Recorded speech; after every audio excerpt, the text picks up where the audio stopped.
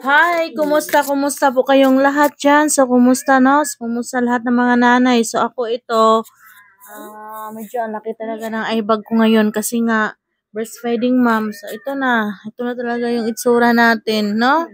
So, hindi kumpleto yung tulog kasi nga breastfeeding mom tayo. So, ngayon ay ikikwento ko lang sa inyo nyo kung about sa aking pagpanganak. Grabe.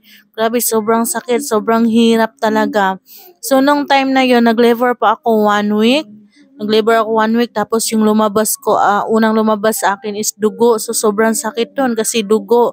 And then, sumugod kami agad sa ospital nun. So, sinugod ako sa ospital, and then pagdating sa ospital ay ano pa sa akin, yung parang hindi pa 1 cm pa lang siya, kaya pinauwi ako nun. And then, mga after, dinirigla na naman ako. So, hinahayaan ko na lang siya kasi sabi naman kasi nila kapag manganganak ka na, ayun, so, masakit na yung balakang, yung tiyan, ayun. And then, September 25, 2024 kasi ako nanganak nun. And then, pagdating ng September 25, mga bandang 12:00, grabe, sobrang sakit talaga ng tiyan ko, balakang ko. Hindi ko ma-explain kung gaano kasakit talaga yung tiyan ko, and then umiiyak na ako noon. Tapos pumunta kami noon sa hospital. Pagdating namin doon sa hospital, hindi ako pinapapasok agad. Sabi na ano daw, ganito, ganyan. So, ayun, umuwi pa kami noon sa bahay. Tapos pagdating ko dito sa bahay, umiiyak ako. Grabe, sa sobrang sakit.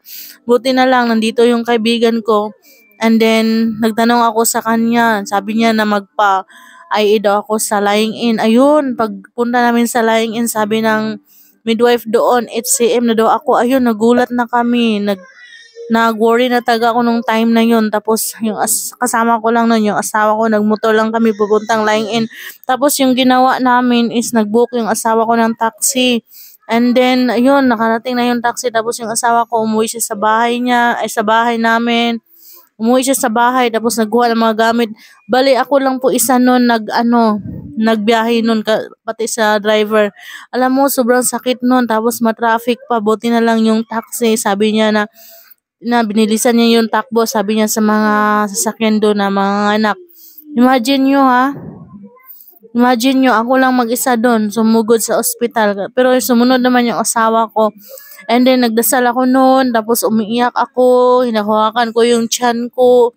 So, ayun, pagdating namin sa ospital, ayun, nanganak na ako sa awa ng Diyos. So, ganun lang. Ganun kahirap manganak. Kaya, pag makita yung baby mo, worth it naman. So, alam nyo, yung akala nyo, tapos saka na manganak, pagkatapos tatahiin ka pa, ganun. Grabe, datas ayihin.